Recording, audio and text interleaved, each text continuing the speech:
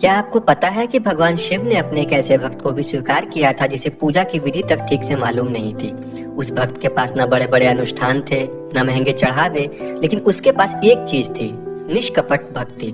और भगवान शिव ने उसकी भक्ति की परीक्षा के लिए स्वयं उसे दर्शन दिए थे। आज की इस वीडियो में हम जानेंगे सावन के बचे हुए दिनों में हम ऐसा क्या करें जिसे भोलेनाथ की भक्ति हमारे जीवन का हिस्सा बन जाए। और अंत में सुनेंगे भगवान शिव के परम भक्त कणप्पा की कहानी। 2026 में बिहार और उत्तर भारत की पद्धति के अनुसार सावन 28 अगस्त को समाप्त होगा और 24 अगस्त आखिरी सावन सोमवार है। भगवान शिव को प्रसन्न करने का मतलब यह नहीं कि आप बहुत महंगी पूजा करें।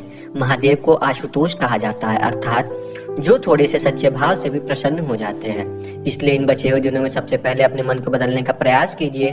पहला काम आप ये करिए कि आप रोज शिवलिंग पर जल अर्पित करिए। शिवलिंग पर श्रद्धा से जल अर्पित करें, ओम नमः शिवाय का जाप करें। और आपको बहुत बड़े अनुष्ठान करने की आवश्यकता बिल्कुल नहीं है, कुछ मिनट लेकिन पूरे मन से, क्योंकि पूजा की सबसे बड़ी शक्ति उसकी सामग्री में नहीं भावना में होती है।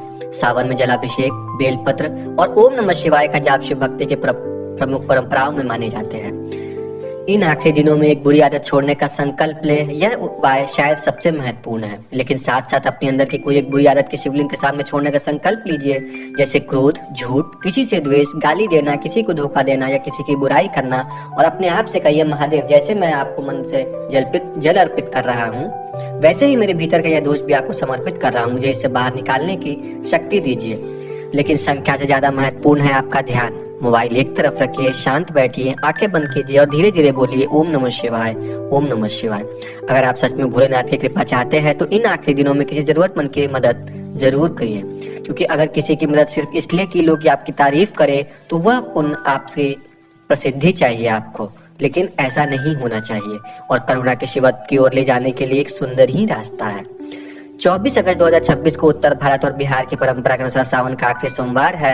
और सबसे अंत पे महादेव से कोई बड़ी मांग करने की बजाय एक बार यह जरूर कहे, हे महादेव, मुझे सही रास्ते पर चलने की बुद्धि दीजिए, मेरे अंदर अहंकार, क्रोध और छल को कम कीजिए और मुझे अच्छे काम करने की शक्ति दीजिए।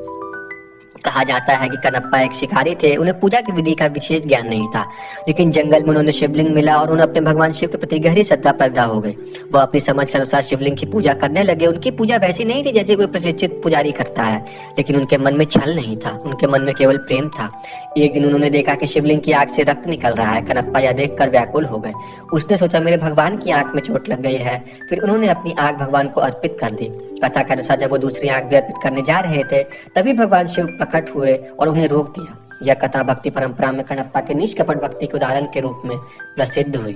अगर आप पूरे सावन में कुछ नहीं किए तो पछताइए मत। अगर आपने सावन का कोई सोमवार नहीं रखा तो निराश मत होइए, क्योंकि भगवान शिव के सामने सबसे बड़ी चीज आपका आज का भाव है। आज से शुरुआत कीजिए। इन बचे हुए दिनों में रोज कुछ मिनट महादेव को दीजिए।